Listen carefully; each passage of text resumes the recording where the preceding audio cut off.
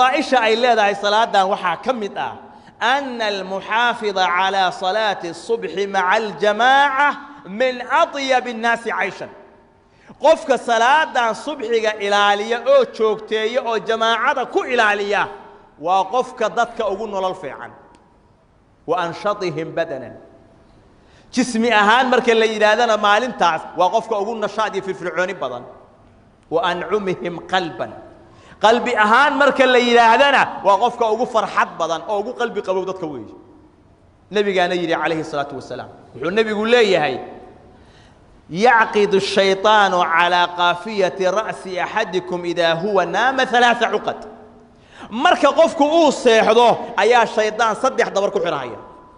ومدح قافيه دشيسه و خساريا عقدوين بو كحرايا عقدكنا وا غنتمه شيطانكو habeenkii marka seexati ku isticmaalayo way صدخ دبر ayuu kugu dabraya oo guntimaha ah markaas nabigu yiri fa ida sayqada fadhakara allah in halat uqda haduu qofku hurdadii macaan ka badneed ka soo gilgisho ka soo kaco oo ilaahayna uu xuso oo adkaartii uu akhristo markuu qofku soo kaco xarkii iyo guntimihii lagu xiray mid baa furanaysa fa in tawadda in halat uqda haduu waysa qaatana mid kala go'day fa in salla in halat uqda hadii salaadii subxiga uu tukadana oo jamaacadii iyo khayrkii uu ilaaliyana kii saddexaad baa go'ay fa asbaha nashidan tayyiban nafs waxa waagu u bariya asagoo ah mid wanaagsan oo firfircoon oo waxa weeyaan tayyiban nafsi naftiisu ay diib tahay oo qalbigiisu qabow yahay oo qalbigiisu qanaaco leeyahay oo badankiisu firfircoon yahay ayaa waagu u bariyahay saasaa ku waa barist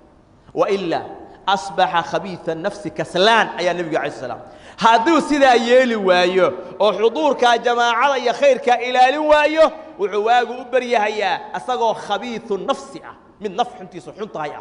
كسلان أو وهسلو أو بلايا دول سارن تهاي حركيه كحرنا وساك الله سكاعي مركزو إسكت دعها ميلو أسعد ونقرنها هاي وقف دمات سوي صلى الله عليه وسلم جماعة دي بعد عفت ساك ولذلك النبي عليه الصلاة والسلام وحى الله شيء قف سيحنيا وإلى قرحه أي كسر بحث إسكور دهاي مركز النبي يقول عليه الصلاة والسلام ذاك الرجل بال الشيطان في أذنيه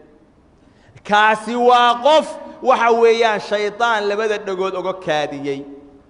او اذنه شك من الراوي اما دغتيس الشيطان كو كاديي فضيله اي لهي صلاه وحويا رؤيه الله الهي سبحانه وتعالى واقفك لازمه او جوجتي الهي بو اركيا مالنت قيامه ما كويني بدن نبي يقول عليه الصلاه والسلام انكم سترون ربكم كما ترون هذا القمر إلهي بعد أركيسان مالنت قيامها ضي حساد أركتان وحل أركتي حق إذا لسكجش شبهية ما هنكلنا أركي وحلو شبهية حق أركتي ضي حساد هذو أركتان هبين أفريقيا طبنا هذا شوجة وقف كل عريرين يان لأرك آيات إلهي مالنت قيامها وأركيسان فإن استطعتم ألا تغلبوا على صلاة قبل طلوع الشمس وقبل غروبها فافعلوا هذا أودان إن الله ينكجا غالب نقون أو الله ينكجا هرمرين صلاة الصبح جاية عصرك سماية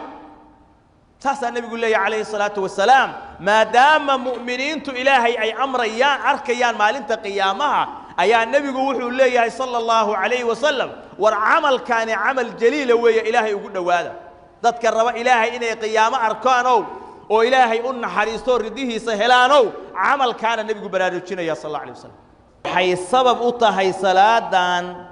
صبحك أول إلاليه إن قفك إلهي عذاب كيس وكبد باده أو النار تقلي والنبي عليه الصلاة والسلام لن يلج النار أحد صلى قبل طلوع الشمس وقبل غروبها نار تمجلها هيو قفت كذا قرحض انتين صبح وصلاة الصبح يا انت اين دعين وصلاة عصرك قف كاس النار قال مهي بشارة صدحادي وحويان وحي سبب أطهي صلاة دان وآد إلى لساء إن السبب كون نقطة جنة إلهي إنا قشت وحو النبي عليه الصلاة والسلام من صلى البردين دخل الجنة بخاري مسلم باص صعب labadaas qofkii tukada bardaynka ah jannadu galaya waa subxiga iyo casar waxaa marka la rabaa walaalayaal inaynu salaadan ilaalino nolosheena laga bilaabo maanta inaan wax ka bedelno tobanka bishaaro oo waaweyn oo salaada subxiga ay leedahay waa inaan ilaalinaa masaajidda salaada subxiga waa cidlo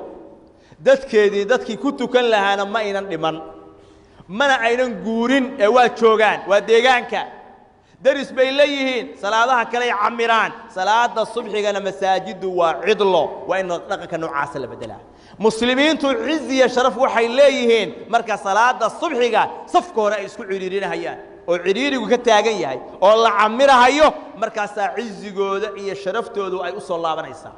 qoom hadaa rabti inaa ogaatid in diinta ay ka sii baaba'ayaan oo diin xumo ay ku sii socdaan salaada subxiga laga eegaa haddaa ku soo aragtay odayaal 14 iyo waxa noocaas oo masaajid ku tukanahaya xilliyada kale la tukanahayo oo dhalinyaradii la waayay qoomkan waxa weeyaan diintoodii dhalinyaradii xambaari lahayd khadka way ka bixin waa maqayin